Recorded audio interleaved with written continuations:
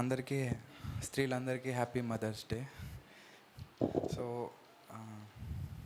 కొంచెం మదర్స్ డేకి సంబంధించిన వాక్యాన్నే మనం కొంచెం ధ్యానించుకుందామండి. ద్వితీయోపదేశ కాండము 3 వచనాలు నేను చదువుతానండి, అందరు తీసినట్లయితే. ద్వితీయోపదేశ కాండము 4వ అధ్యాయము 9వ వచనము నేను చదువుతాను. ద్వితీయోపదేశ కాండము 4వ అధ్యాయము 9వ వచనము. అయితే నీవు జాగ్రత్త పడుము, నీవు కన్నులారా చూచు వాటిని మరువకయుండునట్లు అవి నీ జీవితకాలమంతయు నీ హృదయంలో నుండి తొలగిపోకుండా ఉన్నట్లును నీ మనస్సును బహు జాగ్రత్తగా కాపాడుకొనుము. నీ కుమారులకును నీ కుమారుల కుమారులకును వాటిని నేర్పి. 6వ అధ్యాయము 7వ వచనము. ద్వితీయోపదేశ కాండము 6వ అధ్యాయము 7వ వచనము.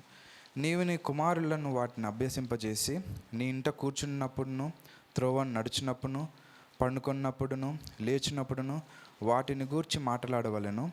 సూచనగా వాటిని చేతికి కట్టుకొనవలెను. ద్వితీయోపదేశ కాండము 11వ అధ్యాయము 19వ వచనం. ద్వితీయోపదేశ కాండము 11వ అధ్యాయము 19వ వచనం. నీవు నీ ఇంట కూర్చున్నప్పుడును త్రోవను నడిచినప్పుడును పండుకున్నప్పుడును లేచినప్పుడును వాటిని గూర్చి మాట్లాడుచు వాటిని మీ పిల్లలకు నేర్పి నీ ఇంటి ద్వారా బంధముల మీదను నీ గవునుల మీదను వాటిని వ్రాయవలను. అదే రకంగా పొద్దున్న మనం చూసుకున్న వాక్యము కీర్తనలు 36వ అధ్యాయము 1వ వచనము. కీర్తనలు 36వ అధ్యాయం 1వ వచనం. భక్తిహీనుల హృదయములో అతిక్రమము దేవోక్తి వలె పలుకుచున్నది, వారి దృష్టి ఎదుట దేవుని భయము బొత్తిగా లేదు. ఇక్కడ మనము ఒక 4 వచనాలు చూసుకున్నాము. 3 వచనాల్లో ఒక మాట రాయబడి ఉంది. ఏమని రాయబడి ఉందంటే, అక్కడ నీవు కూర్చున్నప్పుడును లేచినప్పుడును నడుచున్నప్పుడును ఏం చేయమన్నారండి? దేవుని వాక్యమును నీ పిల్లలకు బోధించుండాలి, నీ పిల్లలతో మాట్లాడుతుండాలి, నీ ద్వారబంధకముల మీద రాసుకుంటూ ఉండాలి, నీ పిల్లలకు ఒక మాదిరిగా నువ్వు నుంచోవాలని మాట్లాడుతూ 36వ అధ్యాయము 1వ వచనంలో ఏమంటాడంటే, అక్కడ దేవుడు క్షమించాలి, అది క్లోజ్ అయిపోయింది. 36వ అధ్యాయం 1వ వచనంలో భక్తిహీనుల హృదయములో అతిక్రమము దేవోక్తి వలె పలుకుచున్నది, వాని దృష్టి ఎదుట దేవుని భయము బొత్తిగా లేదు. అంటే 2 కాంట్రాస్ట్లు ఉన్నాయి ఇక్కడ. ఇప్పుడు దేవునిలో లేని వ్యక్తి, దేవునిలో ఉన్న వ్యక్తి, 2 మనము పక్కన పెట్టుకుంటే ఇక్కడ మనం అర్థం చేసుకోవాల్సింది ఏంటిదంటే, ఉంటే దేవునిలో పూర్తిగా ఉండాలి, లేకపోతే లోకంలో హ్యాపీగా ఉండాలి. అంతేగాని దేవునిలో ఉన్నట్టు లోకంలో కలిసి ఉండడం వల్ల వచ్చే నష్టం ఏంటో మనం ఇక్కడ దేవుడు మనతో ఈరోజు మాట్లాడడానికి లేదా మనకు చూపించడానికి దేవుడు ఇష్టపడుతున్నాడు.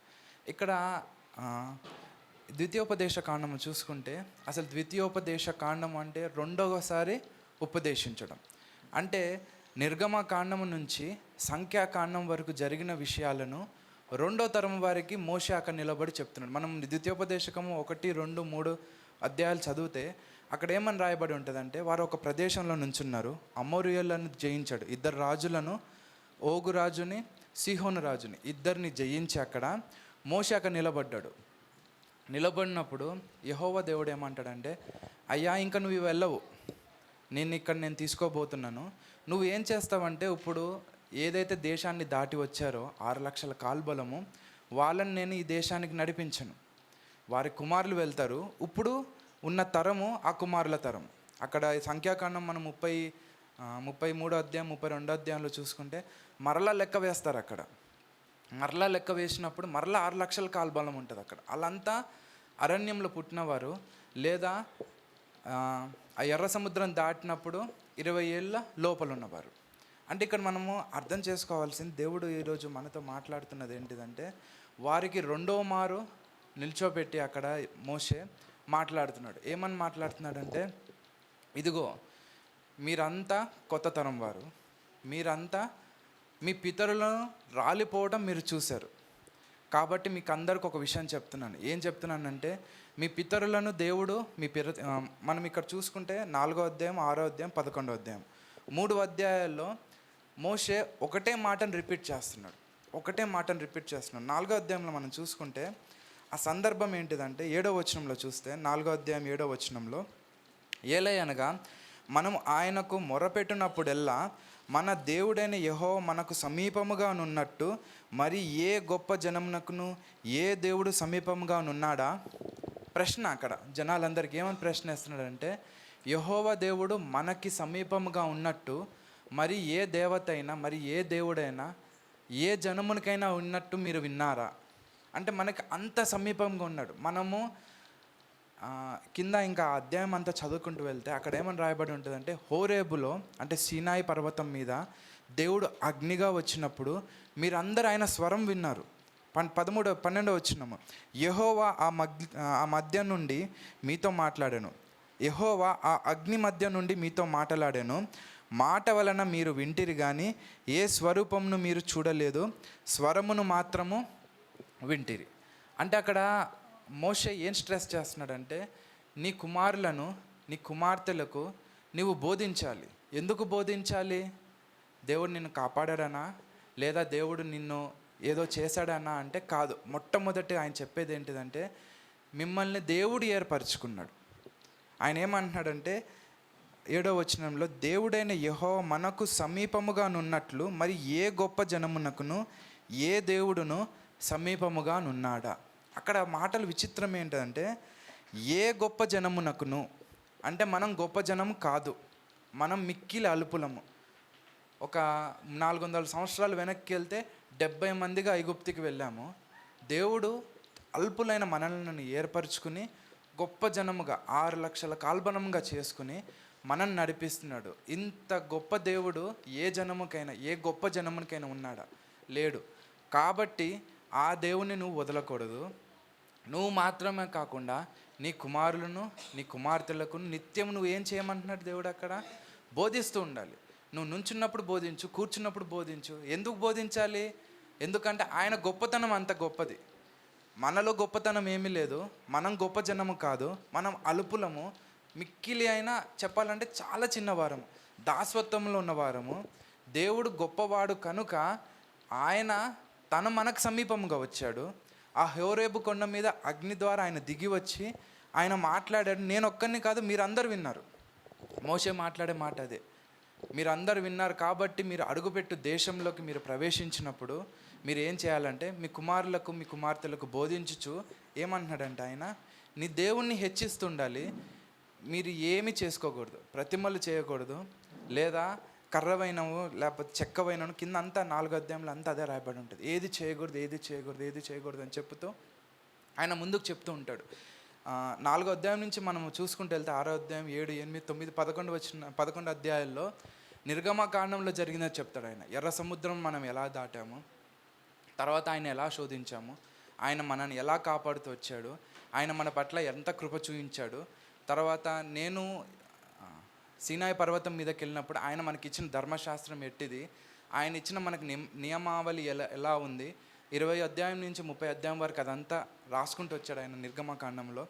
తర్వాత ప్రత్యక్షపు గుడారం గురించి, ఆ తర్వాత లేవీయుల యొక్క పని గురించి లేవియకాండం మొత్తం రాసుకుంటూ వచ్చారు. సంఖ్యాకాండంలో వాళ్ళు తిరగబడిన రీతిగా, లేకపోతే కహాతీయులు, లేవీయులు చేయవలసిన ప్రతి ఒక్క పని. అంటే మనం ఇక్కడ జ్ఞాపకం చేసుకుంటే నిర్గమకాండము నుంచి సంఖ్యాకాండం వరకు వారు చేసినదంతా ఆయన ఒక జిస్ట్గా, అంటే ఒక సమ్మరీగా మొత్తం అంతా రాసుకుంటూ 3 పర్యాయాలు మాత్రము నీ కుమారులకు బోధించాలి, నీ కుమార్తెలకు బోధించాలి, నీ దేవుణ్ణి దుఃఖపరచకూడదు, నువ్వు అడుగుపెట్టు దేశంలో నువ్వు అడుగుపెట్టినప్పుడు ఈ వీటిని మర్చిపోకూడదు అని 3 విషయాలు జ్ఞాపకం చేసుకుని మొట్టమొదటి ఏమంటున్నాడంటే ఆయన, నీ దేవుడు నిన్ను ఎన్నుకున్నాడు, నీ దేవుడు నీ మధ్యలోకి వచ్చాడు, నీ దేవుడు అగ్ని ద్వారా నీతో మాట్లాడాడు. ఈ విషయాన్ని మీరు ఎన్నడూ మర్చిపోకూడదు, ఎన్నడూ మరవకూడదు అని చెప్తూ 6వ అధ్యాయంలోకి వచ్చినప్పుడు 6వ అధ్యాయం 7వ వచనంలో కూడా, నీవు నీ కుమారులకును వాటిని అభ్యసింపచేసి నీ ఇంట కూర్చున్నప్పుడును,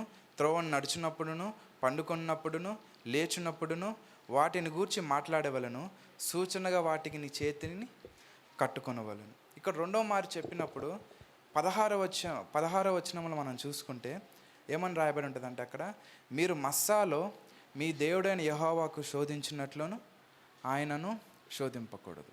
అంటే రెండో స్టెప్. ఫస్ట్ స్టెప్లో ఆయన ఏమన్నాడంటే, ఆయన మీ దగ్గరకు వచ్చాడు. మనము గొప్పవారం అని కాదు, అల్పులం మనము. ఆయన కృపను బట్టి మన దగ్గరకు వచ్చాడు, మనల్ని చూశాడు, మనల్ని పట్టుకున్నాడు, తన స్వరాన్ని మనకు వినిపించాడు. కాబట్టి ఆయనకు భయపడి ఆయన వైపు చూస్తూ మనం ఎదుగుదాం, మన పిల్లల్ని ఎదిగింప చేద్దాం అని చెప్తూ మోసే రెండో అడుగులో ఏం చెప్తున్నాడంటే, మీరు మస్సాలో మీ దేవుడైన యెహోవాను శోధించినట్లు ఆయనను శోధింపకూడదు. మొదటిది ఆయన ఒక కృపను జ్ఞాపకం చేసుకోండి. రెండవది మన పితరులు లేదా మీ పితరులు ఒక 30 సంవత్సరాల క్రితము ఏదైతే చేశారో అది మీరు చేయకూడదని స్పెసిఫిక్గా ఆయన ఒక సందర్భాన్ని తీసుకున్నాడు. చాలా సందర్భాలు ఉన్నాయి, కానీ ఆయన తీసుకున్నది మీరు మస్సాలో మీ దేవుడైన యెహోవాను శోధించినట్లు ఆయనను శోధింపకూడదు. ఈ మస్సా అనుభవం అనేది చాలా విచిత్రంగా ఉంటుంది మనకి. ఎందుకంటే అందరికి తెలిసిందే, నాకు తెలిసి ఎవరికి కొత్త కాదు ఈ అనుభవం, మస్సా అనుభవం. ఎర్ర సముద్రాన్ని దాటారు వారు. ఎర్ర సముద్రము దాటే సమయంలో వెనకాల ఫరో సైన్యము, ముందు సముద్రము. అందరూ సనగడం స్టార్ట్ చేస్తారు, గొనిగారు, చిరాకు పడ్డారు. ఏమన్నారు, మేము ఐగుప్తులకి వెళ్ళిపోతాం, అక్కడ ఉండుంటే కనీసం మమ్మల్ని పాతి పెట్టడానికి స్థలం అన్న ఉండేది, ఇక్కడ ఏం లేదు అన్న ఉన్నప్పుడు దేవుడు ఏమంటాడు, నీ కర్రను చాపము సాగిపోయి నాకెందుకు మొర పెడుతున్నావు అంటారు. సాగిపోతారు. సాగిపోయిన తర్వాత గంతులు వేసుకుంటూ పాటలు పాడుతూ వెళ్తారు. తర్వాత మారా ప్రదేశానికి వెళ్తారు. అక్కడ నీళ్లు చేదుగా ఉంటాయి. మరలా సనుగుదం స్టార్ట్ అవుతుంది. అప్పుడు దేవుడు ఏమంటాడు మోషేతో, మళ్ళీ ఎలయంకి తీసుకెళ్తాడు. అక్కడ నీళ్ళు 12 నీటి బుగ్గలు ఉంటాయి. అక్కడ 70 ఈత చెట్లు ఉన్నట్టు మనం చూస్తాం. తర్వాత అక్కడ దేవుడు వాళ్ళకి ఏం ప్రొవైడ్, ఫస్ట్ శత్రువుల నుంచి వారిని విడిపించారు. వాళ్ళు మారాలోకి అడుగు పెట్టారు. అక్కడ నీళ్లు చేదుగా ఉన్నాయంటే మరలా నీళ్ళని ఇచ్చాడు. అంటే 2 సార్లు దేవుణ్ణి శోధించారు వాళ్ళు. దేవుడు వెంటనే వాళ్ళకి సమాధానం ఇచ్చారు. తర్వాత వాళ్ళు మస్సాలో అడుగు పెడతారు. అంటే సీను అరణ్యంలో ఎక్కడి నుంచి, ఎలీము నుంచి సీను అరణ్యంలోకి వెళ్తారు. వాళ్ళు వెళ్ళినప్పుడు మళ్ళీ నీళ్ళు ఉండవు అక్కడ మస్సా దగ్గర. అయ్యేసరికి మళ్ళీ దేవుడిని సనుగుతారనమాట. సనిగినప్పుడు దేవుడు మోషేతో అంటే, నువ్వు వెళ్ళి బండను కొట్టు, బండలో నుంచి నీకు నీళ్ళు వస్తాయి. అంటే మూడోసారి వెంటనే అక్కడ ఏంటంటే ఎన్నో రోజులు లేదా ఎన్నో నెలలు ఉన్నట్లేదు. అంటే ఇక్కడ మోషే అక్కడ ఉన్న యంగ్ జనరేషన్కి ఏం చెప్తున్నాడంటే, మోషే మీరు దేవుణ్ణి వెంటనే అంటే పొందుకున్నది మనము అనుభవించట్లేదు. అంటే ఒకటి దేవుని దగ్గర తీసుకున్నాము. ఇందాక యాకోబు అంకుల్ అంటున్నాడు, ఏమని అంటున్నారు, ఆ వాక్యమును మనము లోపల నింపేసుకోవాలి, లోపల నుంచి రావాలి అంటున్నారు. ఇక్కడ ఏంటిదంటే ఈవెంట్ తర్వాత ఈవెంట్ ఏంటిదంటే దేవుని దగ్గర నుంచి పొందుకుంటున్నారు, కానీ వాళ్ళ అవసరాంత వరకే తీసుకుంటున్నారు, దాన్ని నిజంగా అనుభవించలేకపోతున్నారు. మోషే అదే మాట్లాడుతున్నాడు ఇక్కడ జనాంగంతో. ఏంటిదంటే అక్కడ ఎర్ర సముద్రాన్ని దాటారు, మారా నీళ్ళు చేదుకుంటే దేవుడు ఎలీంకి తీసుకెళ్ళాడు. తర్వాత అక్కడి నుంచి సీను అరణ్యంలో ప్రవేశించినప్పుడు మరలా నీళ్ళు లేవని గొనుక్కుంటున్నారు మస్సా దగ్గర. అంటే ఇక్కడ మోషే ఏం చెప్తున్నాడంటే, మీ పితరులు అలా ఉండకూడదు. మీరు వాళ్ళకి దేవుడు అనుగ్రహిస్తూ వచ్చాడు. అసలు ఆ రెండుటి మధ్యలో మన్నాను కూడా ఇచ్చినట్టు రాయబడి ఉంటుంది. అక్కడ ఎలీము నుంచి సీను అరణ్యంలో వెళుతూ మస్సా దగ్గరికి వెళ్ళేటప్పుడు మధ్యలో దేవుడు మన్నాను కురిపించాడు. 14, 15, 16 అధ్యాయాలు అక్కడ మనం చూసుకుంటే, అంటే దేవుడు ఎక్కడికక్కడ ప్రొవైడ్ చేస్తూనే ఉన్నాడు వాళ్ళకి, ఎక్కడ వాళ్ళని విడిచిపెట్టలేదు.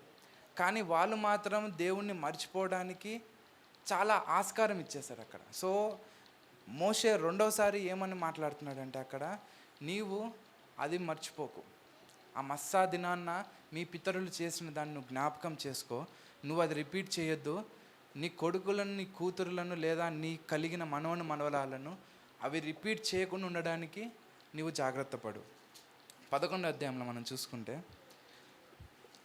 11వ అధ్యాయము 19వ వచనం, నీవు నీ ఇంట కూర్చున్నప్పుడును, త్రోవను నడిచినప్పుడును, పండుకున్నప్పుడును, లేచినప్పుడును వాటిని గూర్చి మాట్లాడుచు వాటిని పిల్లలకు నేర్పి నీ ఇంట ద్వారబంధకం మీదను నీ గమనుల మీదను వాటిని వ్రాయవలను. ఇక్కడ కూడా ఏ సందర్భాల్లో మరలా రిపీట్ చేస్తున్నాడంటే 11వ అధ్యాయము 6వ వచనంలో ఉంటుంది, రుబేనీయుడైన ఎలియాబు కుమారులైన దాతాను అబీరాములకు చేసిన పనిని, భూమి నోరు తెరచి వారిని, వారి ఇండ్లను, గుడారములను, వారి యొద్దనున్న సమస్త జీవరాశులను, ఇశ్రాయేలులందరి మధ్యను మృంగివేసిన రీతిని చూడకయు ఎరుగకయు మీ కుమారులతో నేను మాట్లాడుట లేదని నేడు తెలుసుకొనుడి. ఇక్కడ మరి ఒక సందర్భాన్ని తీసుకొచ్చారు. మనకందరికి తెలుసు కోరాహు. కానీ మనం మిస్ అయిపోయేది ఏంటంటే వీళ్ళిద్దరిని మిస్ అయిపోతాం. ఎవరిని? దాతాను, అబీరాము. కోరాహు ఎవరికి ఎదురు తిరిగాడు? మోషేకి ఎదురు తిరిగాడు. ఏమని ఎదురు తిరిగాడు? లేవీలు మీరేనా? నేను కహాతీయుణ్ణే. మీరు అంటే చెప్పాలంటే కోరాహు, మోషే అన్నదమ్ముల పిల్లలు వాళ్ళు. ఆమ్రాము తర్వాత కహాతుకి 2 పిల్లలు, హెస్రోను, ఆమ్రాము. హెస్రోను కుమారుడేమో కోరాహు, ఆమ్రాము కుమారుడు మోషే, అహరోను. అంటే అన్నదమ్ముల పిల్లలు వాళ్ళు. మనోడు లేచాడు, కోరాహు లేచాడు. కోరాహు లేచి ఏమంటున్నాడంటే, మీరేనా చేసేది? నేను చేయగలను. నేను కహాతీయుణ్ణే, నేను లేవీయుణ్ణే. మీరు మాత్రమే దేవుణ్ణి బలులు అర్పించగలరా? కానీ వారితో సాంగత్యానికి వచ్చింది ఎవరు? రుబేను కుమారులు.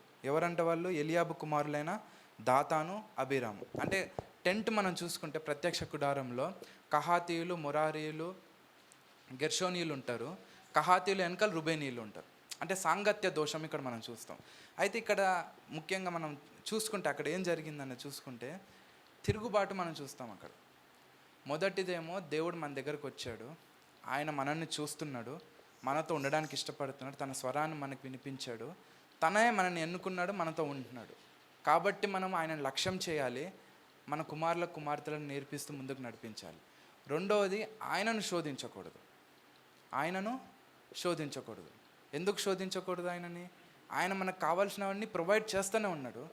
అది మనం చూడలేక పక్కన వాళ్ళని చూసుకునో లేకపోతే ఇంకోటి చూసుకునో మనం పొందుకోవట్లేదన్న ఉండిపోయి ఆయనని మనము పూజించలేకపోతున్నాము. మన నెక్స్ట్ తరం వారికి అది క్యారీ ఆన్ చేయలేకపోతున్నాం. మూడోది ఏంటిదంటే మన గుంపులోనే ఎదురు తిరగడం. అంటే దేవునికి ఎదురు తిరగడం అయిపోయింది. తర్వాత ఏంటిదంటే దేవుని యొక్క పిల్లల్లోనే, అంటే ఇప్పుడు సంఘంలోనే గొడవలు అన్నట్టు. అంటే ఇక్కడ 3 స్టెప్స్ దేవుడు చెప్తున్నాడు. ఏం చెప్తున్నాడంటే, నీ కుమారులకి, నీ కుమార్తెలకు, లేదంటే నువ్వు నీ తండ్రి దగ్గర నుంచి నేర్చుకోండి. ఇక్కడ 3 తరాలు మనం చూసుకోవచ్చు. ఒకటి ఏంటిదంటే మనం నెక్స్ట్ తరంకి ఏం విడిచిపెడుతున్నామో, రెండోది మనం ముందు తరం నుంచి మనం ఏం నేర్చుకుంటున్నాం. 3 తరాలు కనిపిస్తున్నాయి ఇక్కడ. మనం ఏదో మన నెక్స్ట్ కుమారులకే చూపించాలంటే నాకు ఇంకా పెళ్ళి అవ్వలేదు కదా అంటే మనం కుమారుల తరంలో ఉన్నాం. అంటే మన తండ్రుల దగ్గర నుంచి, తల్లుల దగ్గర నుంచి మనం ఏం నేర్చుకుంటున్నాము, రెండోది ఏం నేర్పిస్తున్నాం. అయితే ఇదంతా ఒక చిన్న బ్యాక్గ్రౌండ్ ఇస్తున్నాను మీకు. అయితే ఇక్కడ దేవుడు ఎందుకు చెప్తున్నాడు? జాగ్రత్తగా ఉండాలి, నన్ను అంటు కట్టుకుని ఉండాలి. మొదటిగా నేనే మీ దగ్గరకు వచ్చాను, నా కృపను మీకు చూపించాను, నా స్వరాన్ని మీకు చూపించాను, మీతో నేను డైరెక్ట్గా మాట్లాడాను. ఏ జనానికైనా అలా చేశాను? నేను చేయలేదు, మీకు మాత్రమే చేశాను. మీరు నాకు తిరగబడ్డారు, మీరు నన్ను ఏలెత్తి చూపించారు, ప్రతిసారి సనిగారు, గొనిగారు, తిట్టారు, మోషే మీద తిరగబడ్డారు. అయినప్పటికీ మిమ్మల్ని క్షమించాను, మీకు ప్రొవైడ్ చేస్తూ వచ్చాను. మీరు అడిగిందల్లా నేను ఇస్తూనే వచ్చాను మీకు.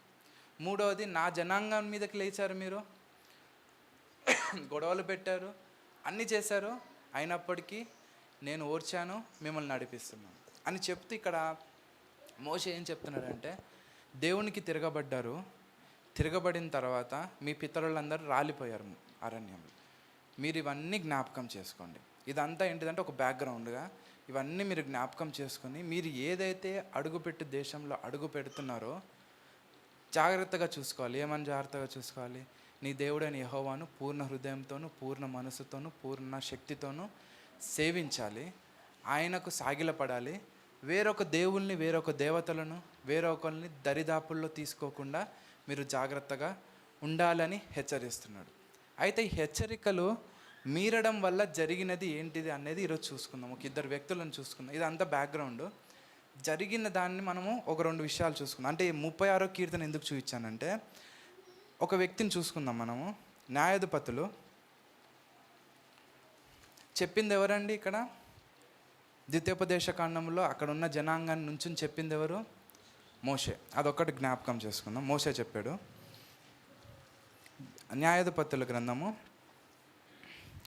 17వ అధ్యాయము 7వ వచనం నేను చదువుతానండి. న్యాయాధిపతులు 17వ అధ్యాయము 7వ వచనం. యూదా బెత్లెహేములో నుండి వచ్చిన యూదా వంశస్థుడైన ఒక యవనస్తుడుండెను. అతడు లేవీయుడు. అతడు అక్కడ నివసించెను. ఒక వ్యక్తి ఉన్నాడంటండి. ఆయన యవనస్తుడంట. ఆయన ఎక్కడి నుంచి వచ్చాడంట? యూదా బెత్లెహేములో నుండి వచ్చాడంట. ఆయన ఎక్కడికి వచ్చాడంటే 17వ అధ్యాయం 1వ వచనంలో ఉంటుంది. మీకా అన్న ఒక ఎఫ్రాయిమ్య మన్య దేశంలో ఉండెను. అంటే ఎక్కడికి వచ్చాడు ఆయన? అప్పటికి ఇందాక మనం చదివింది ద్వితీయోపదేశ కాండము. తర్వాత యెహోషువ టైంలో అందరూ ఆ కనాన్ దేశంలోకి అడుగు పెట్టారు.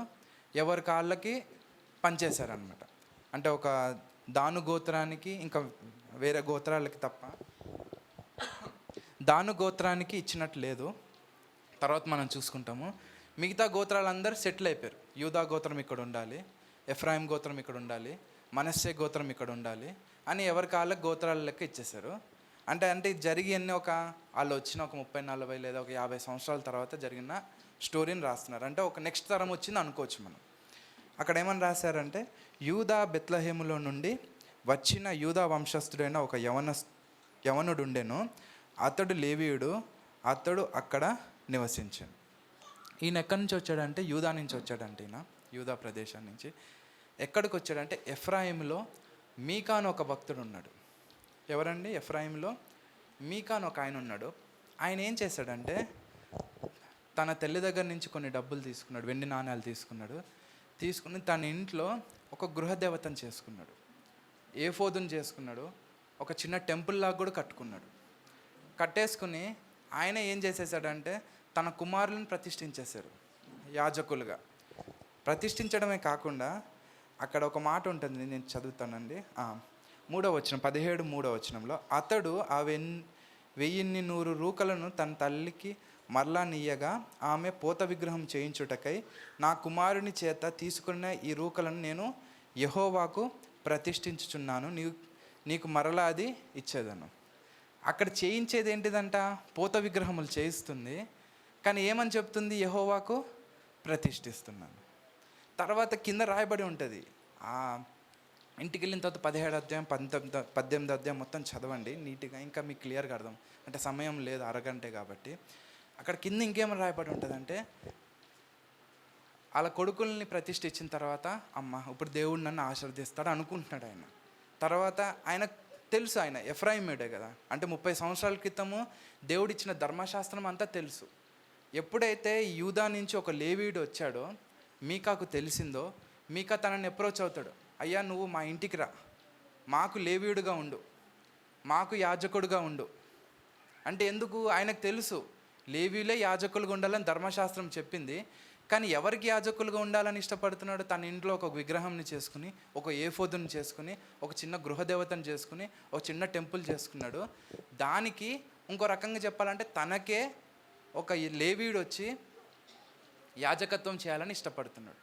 దానికి యవనస్తుడు ఒప్పుకుంటాడు. 12వ వచనంలో మనం చూసుకుంటే 17-12, మీకా ఆ లేవీయుణ్ణి ప్రతిష్ఠింపగా అతడు మీకాకు యాజకుడై అతని ఇంట నుండెను. అంతటా మీకా లేవీయుడు నాకు యాజకుడై ఉన్నందున యెహోవా నాకు మేలు చేయనని ఇప్పుడు నాకు తెలియనెను. ఎంత విచిత్రం చూడండి. ఒక దేవతను చేసుకున్నాడు, ఈయనే ప్రతిష్ఠిస్తున్నాడు.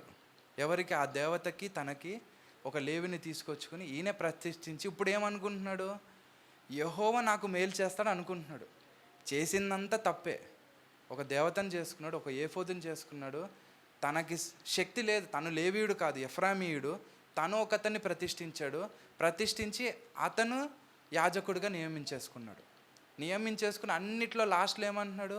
యెహోవా నాకు ఇప్పుడు మేలు చేస్తాడు. 36వ కీర్తనకు సరిపోయింది కదండి. ఇప్పుడు 36 కీర్తనలు ఏముంది? 36 కీర్తన 1వ అధ్యాయం, భక్తిహీనుల హృదయములో అతిక్రమము దేవోక్తి వలె పలుకుచున్నదంట. అంటే వాళ్ళ హృదయంలో ఏముంది? దేవుడే, నేను చేసేది దేవుడు చేస్తున్నాడు అంతే, నేను చేసేది తప్పేం లేదు. అంటే మన యొక్క మెంటాలిటీ ఎటు వెళ్ళిపోతుంది అనేది దేవుడు మనతో జ్ఞాపకం చేస్తున్నాడు. ఎందుకు అవసరం? మన పితరుల నుంచి ఎందుకు నేర్చుకోవాలి? మన నెక్స్ట్ తరానికి మనం ఎందుకు నడిపించాలి అది? ఎందుకంటే అది మిస్ అయినప్పుడు ఇదే జరుగుతుంది. తను ఏమనుకుంటున్నాడు? తన గృహదేవతను నిలిపేసుకుని ఇప్పుడు దేవుడు నన్ను ఆశీర్వదిస్తాడు. నేను ఒక లేవీయుని నేను ప్రతిష్ఠించేసుకున్నా కదా, ఇప్పుడు దేవుడు నన్ను ఆశీర్వదిస్తాడు. తర్వాత నెక్స్ట్ 18వ అధ్యాయంలో దాను గోత్రం నుంచి ఒక 5 వస్తారు. 5 వచ్చి అక్కడంతా ఇంకా స్టోరీ చాలా పెద్దగా ఉంటుంది.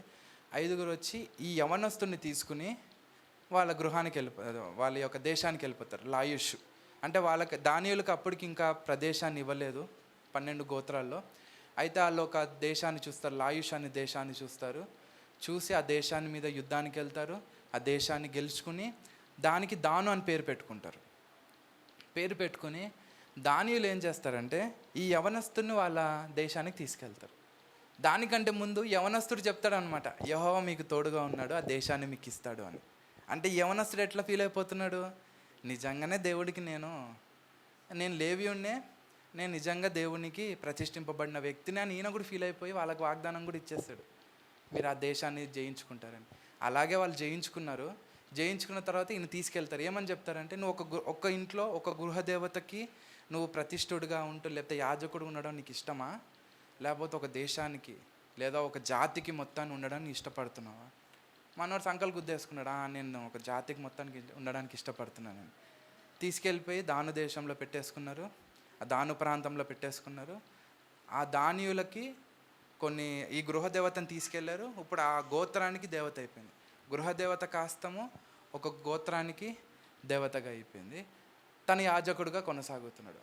తను ఎవరో తెలిస్తే మనకు విచిత్రం అవుతాం. 18వ అధ్యాయము ఆఖరి వచనం చూడండి, నేను చదువుతాను. 18వ అధ్యాయం 30-31. దానియులు చెక్కబడిన ఆ ప్రతిమను నిలుపుకొనిరి. మోషే మనవడును గెర్షోను కుమారుడనైన యోనాతానను వాడును వాని కుమారులను ఆ దేశము చెరపట్టబడి వరకు దానియుల గోత్రమునకు యాజకులై ఉండిరి. దేవుని మందిరము షిలోహులోనున్న దినములు అన్నిటను వారు మీకా చేయించిన ప్రతిమను నిలుపుకొని ఉండిరి. ఎవరంటండి ఆ యవనస్తుడు? ఎవరంట? మోషే మనవడు. అంటే ఎంత మనం జాగ్రత్తగా ఉండాలనేది దేవుని యొక్క వాక్యం చెప్తుంది. మోషే కుమారుడైన గెర్షోను ఎవరైనా సిప్పోరా పుట్టిన మొదటి కుమారుడు. అతని కుమారుడు యోనాతాను. తను వచ్చాడంట యూదా దేశం నుంచి ఎక్కడికి, ఎఫ్రాయిముకి వచ్చి ఫస్ట్ మీకా చెప్పింది ఏం చెప్పాలి, అయ్యా నువ్వు చేసేది తప్పు, నువ్వు గృహదేవతం కాదు, అవన్నీ తీసేసే, నేను యాజకుడిగా ఉంటాను, మనం దేవుణ్ణి పూజిస్తాం. చెప్పలేకపోయాడు. ఆయన ఇచ్చే 12 అనుకుంటా 12 వెండి నాణాలు ఉంటాయి, దానికోసం ఆశపడ్డాడు, ఉండిపోయాడు. తర్వాత దానియేలు రమ్మంటే దానియేలు దగ్గరికి వెళ్ళిపోయి అక్కడ గోత్రాన్ని మొత్తానికి ఈ పోత విగ్రహాన్ని నిల్చోబెట్టేసుకుని పూజలు చేసేస్తున్నాడు. ఎవరు? ఒక విధంగా మనం చూసుకోవాలంటే ఇప్పుడు తను కరెక్టే చేస్తున్నారేమో అనిపిస్తుంది. ఎందుకు? మోషేను బట్టి. అరే మోషే మనవడు అంటారా చేసేది? ఎవరో కాదు, ఎవరైతే మనం ఎందుకు వెళ్తాము? ఎవరు చేసేది ఎవరు? మోషే మనవడు. అంటే మనం ఎంత జాగ్రత్తగా ఉండాలో పరిశుద్ధాత్ముడు మనకు రాసి పెట్టాడు. అక్కడ చెప్పే వ్యక్తి మోషే తన మనవడే తప్పిపోయాడు. అందుకే ఆయన అక్కడ చెప్తున్నాడు. ఏమని చెప్తున్నాడు అంటే, నీ కుమారులు నీ కుమార్తెలను నీవును నీ ఇంటి వారును ఏం చేయాలి? నిరంతరం యెహోవాను అంటుకొని ఉండాలి. ఆయనను వదలడానికి ఆస్కారం లేదు. నా పితరులు చేసింది నేను చేయాలి, నేను చేసేది నా కుమారులని చేసుకోవాలి. అంటే ఇక్కడ మనం జ్ఞాపకం చేసుకోవాల్సింది ఏంటిదంటే, దేవుడు మనకి ఈరోజు చెప్పేది అంటే మదర్స్ డే రోజున ఏంటిదంటే, అందరు స్టేటస్లు పెట్టారు. నేను చాలామంది చూశాను స్టేటస్లు, అందరూ హ్యాపీ అమ్మ హ్యాపీ. కానీ నిజంగా నీ తల్లిని నువ్వు సంతోషిస్తున్నావు అన్న ప్రశ్న మనం వేసుకోవాలి. లేదా తల్లికి వేసే ప్రశ్న ఏంటిదంటే, ఆ స్టేటస్ని బట్టి నువ్వు ఆనందపడుతున్నావా లేదా నిజంగానే నీ కుమారులు ఏ విధంగా నడుస్తున్నారన్న ప్రశ్న మనం వేసుకోవాలి ఈరోజు. అంటే దేవుడు మనతో మాట్లాడు. ఎందుకంటే మోషే అంతటి గొప్ప ప్రవక్త యొక్క పిల్లలు జారిపోవడానికి ఆస్కారం ఉన్నప్పుడు మన పిల్లలు త్రొట్టిల్లకుండా మనం ఏమి చేయగలము? లేదా ఇప్పుడు మనం పిల్లల ప్లేస్లో ఉంటే మన తల్లిదండ్రులు చూపించిన బోధన నుంచి మనం త్రొట్టిల్లకుండా మనం ఎలా నడవగలమన్న ప్రశ్న ఈరోజు దేవుడు మనకు వేస్తున్నాడు. అదే రకంగా రెండో వ్యక్తిని మనం చూసుకుంటే అందరికి తెలిసిందే ఇది. ఈ 17-18 అధ్యాయంలో 3-4 చోట్ల రాయబడి ఉంటుంది. ఏమని రాయబడి ఉంటుంది అంటే, అప్పుడు ఇశ్రాయేళ్లకు రాజు లేడు, అప్పుడు ఇశ్రాయేళ్లకు రాజు లేడు, అప్పుడు ఇశ్రాయేళ్లకు రాజు లేడు. విచిత్రమైన మాట అది. అంటే రాయబడినప్పుడు ఉండొచ్చు రాజు. అంటే ఇది ఏంటంటే నాకు తెలిసి దావీదు టైంలోనో సౌలు టైంలోనో రాసి ఉండొచ్చు ఈ పుస్తకము. అందుకని ఆ మాట రాసి ఉండొచ్చు. ఏమని? అప్పుడు ఇశ్రాయేలుకి రాజు లేడు. కానీ నిర్గమకాండము, సంఖ్యాకాండం, లేవ్యాకాండము, ద్వితీయోపదేశకాండం, యెహోషువలో ఎక్కడ రాయబడలేదు అప్పుడు ఇశ్రాయేలుకు రాజు లేడని. ఇప్పుడు ఎందుకు రాయబడ్డదంటే యెహోషువ గ్రంథం వరకు ఇశ్రాయేల్ దేవుడు రాజుగా ఉన్నాడు ఇశ్రాయేల్కి. న్యాయాధిపతుల టైంలోనే రాజుగా ఆయన లేడు, ఎందుకంటే వీళ్ళు స్వీకరించలేదు ఆయనని. అప్పుడు ఇశ్రాయేల్కి రాజు లేడు, నిజంగానే లేడు. దేవుడే రాజుగా ఉండేవాడు, దేవుడు రాజుగా లేడు. మొదటి సమయాలకు వచ్చినప్పుడు కూడా 8వ అధ్యాయంలో మనం చూసుకుంటే అక్కడ ఇశ్రాయేల్లో పెద్దలందరూ సమూయేలు దగ్గరికి వచ్చి ఒక మాట అడుగుతారు. ఏమని అడుగుతారంటే, అయ్యా మాకు ఒక రాజుని ఏర్పాటు చేయి. ఎందుకు అడుగుతారండి మాకు ఒక రాజు కావాలని? ఎవరికన్నా గుర్తుందా ఎందుకు అడిగారు సమూయేలుకు మాకు ఒక రాజుని ఏర్పాటు చేయండి అని? చూద్దాం ఒకసారి. 8వ అధ్యాయము ముగిచ్చేస్తాను నేను.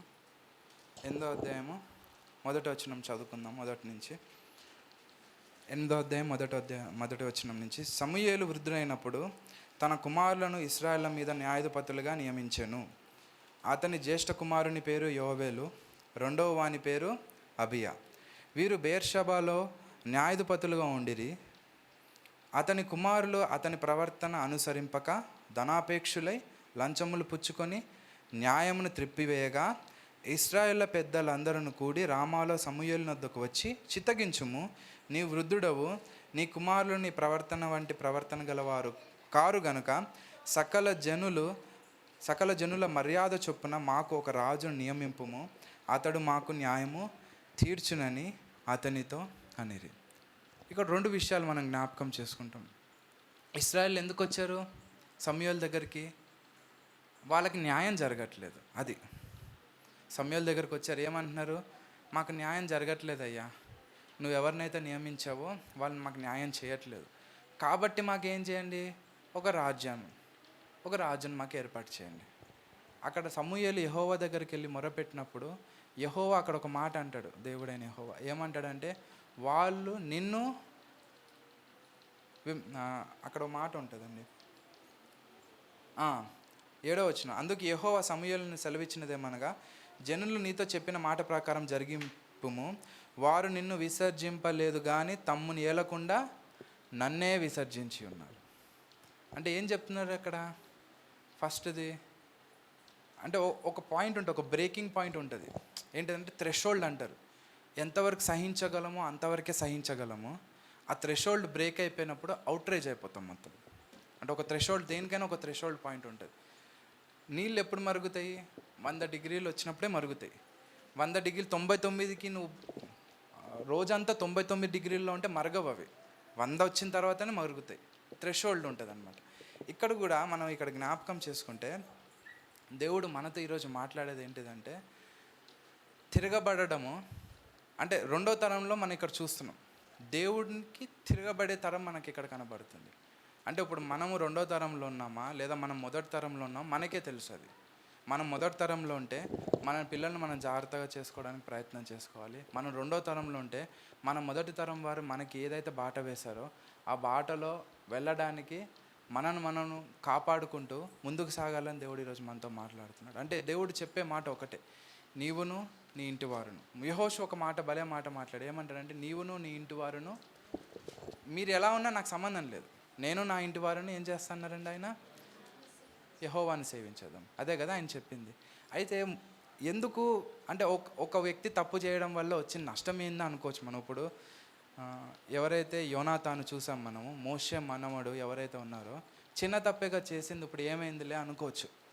కానీ ఆయన చేసిన తప్పు ఆ దానిలు తీసుకోవడం వల్ల ఏం జరిగిందంటే, మనము మొదటి దినవృత్తాంతంలో మనం చూసుకుంటే అక్కడ దాను గోత్రం యొక్క పుట్టుపూర్వతలు రాయలేదు. అక్కడ రుబేన్ రాశారు, షిమ్యోన్ రాశారు, యూదా రాశారు, ఇస్సాకారు, జబులోను, అన్ని గోత్రాలు, మనష్షే, ఎఫ్రాయిము, బెన్యామి, అన్ని గోత్రాలు రాశారు. దాను గోత్రం గురించి రాయబడలేదు. అదే రకంగా మనం ప్రకటన గ్రంథం 7వ అధ్యాయంలో చూసుకుంటే అక్కడ దేవుడు ఇశ్రాయేల్లో 144,000 మందిని తీసుకుంటా అన్నాడు దేవుడు. కానీ అందులో 12,000 దాను వాళ్ళు లేరు. యోసేపు నుంచి 24,000 ఉన్నారు. అంటే ఎఫ్రాయిం నుంచి 12,000, మనష్షే నుంచి 12,000, కానీ దాను గోత్రం నుంచి లేరు. అంటే ఒక వ్యక్తి చేసిన తప్పు అది పెరిగి పెద్దదైపోయి ఎంత అయిపోయిందంటే ఒక గోత్రము దేవుని రాజ్యంలో లేకుండా కొట్టివేయబడే అంత పెద్దగా అయినట్టు మనం చూస్తాం ఇక్కడ.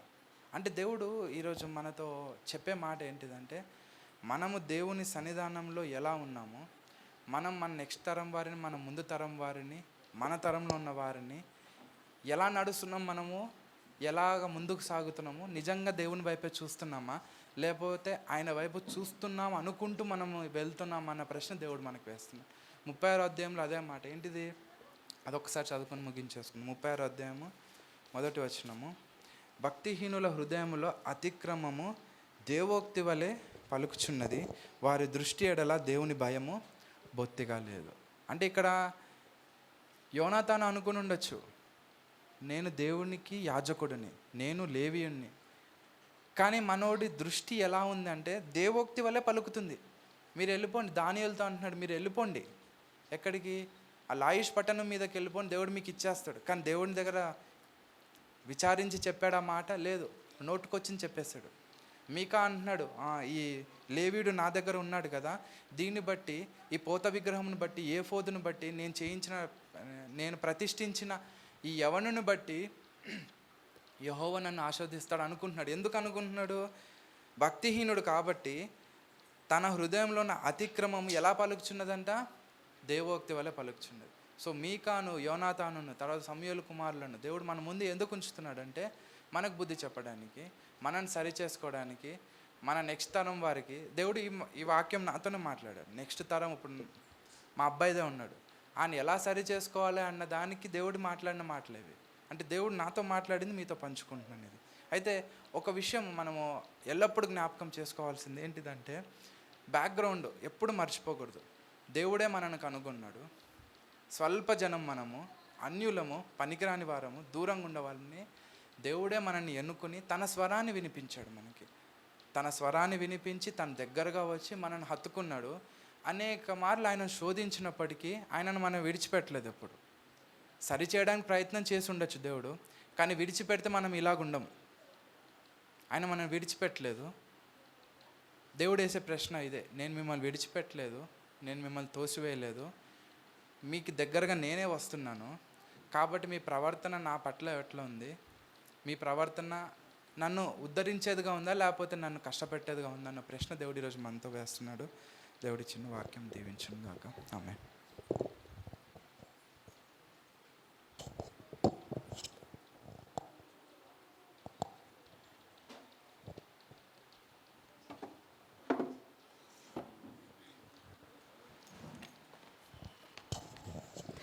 దేవుని నామమునకు మహిమ కలుగును గాక. చాలా ఈ రెఫరెన్స్లన్నీ చెప్పి రిలేషన్స్ అన్నీ గుర్తు